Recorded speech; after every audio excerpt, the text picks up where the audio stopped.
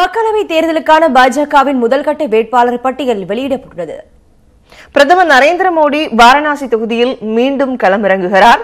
கடந்த முறை அத்வானி போட்டியிட்ட காந்திநகர் தொகுதியில் பாஜக தேசிய தலைவர் அமித்ஷா களமிறங்குகிறார். நாடாளுமன்ற தேர்தல் 7 கட்டங்களாக நடைபெற உள்ளது. இதில் பாஜக போட்டியிடும் தொகுதிகளுக்கான வேட்பாளர்களை தேர்வு செய்வதற்காக அதன் மத்திய தேர்வுக்குழு கூட்டம் அமித்ஷா தலைமையில் கடந்த 16, 19 மற்றும் 20 ஆகிய தேதிகளில் நடைபெற்றது.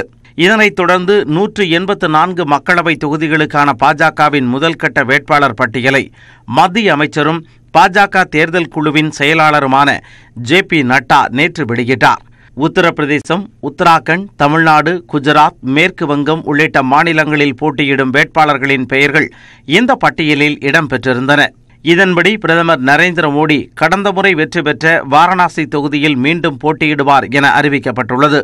இதேபோன்று உள்துறை அமைச்சர் ராஜ்நாத் சிங் முன்பு போட்டியிட்ட லக்னோ தொகுதியிலும், கப்பல் போக்குவரத்துத்துறை அமைச்சர் நிதின் கட்கரி நாக்பூர் தொகுதியிலும் மீண்டும் போட்டியிடுவார்கள் என அறிவிக்கப்பட்டுள்ளது. உள்துறை இணையமைச்சர் கிரண் ரிஜிஜு அருணாச்சலம் மேற்கு தொகுதியிலும் போட்டியிடுகிறார். மத்திய அமைச்சர்கள் VK சிங் காசியாபாத் தொகுதியிலும், மகேஷ் சர்மா நொய்டாவின் கௌதம புத்தா நகர் தொகுதியிலும் போட்டியிட உள்ளனர். அமைச்சர் ஜிதேந்திர சிங் ஜம்மு காஷ்மீரின் உதாம்பூர் தொகுதியில் போட்டியிட உள்ளார்.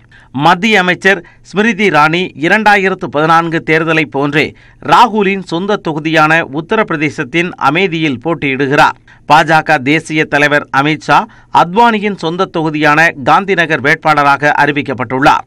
இதுவரை கட்சி விவகாரங்களை மட்டுமே கவனித்து வந்த அமித்ஷா மாநிலங்களவை உறுப்பினராகவே தேர்வு செய்யப்பட்டார்.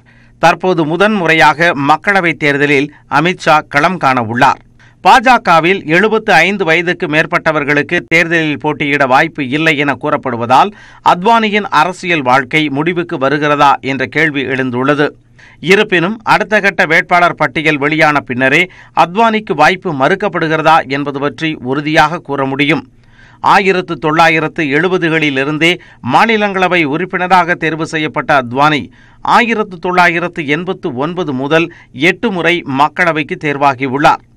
கர்நாடக மாநிலத்தில் காங்கிரஸ் கட்சியிலிருந்து அதிருப்தி காரணமாக வெளியேறி பாஜகவில் இணைந்த உமேஷ் ஜாதவ், மஞ்சு ஆகியோரின் பெயர்களும் பாஜகவின் முதல்கட்ட வேட்பாளர் பட்டியலில் இடம்பெற்றுள்ளன.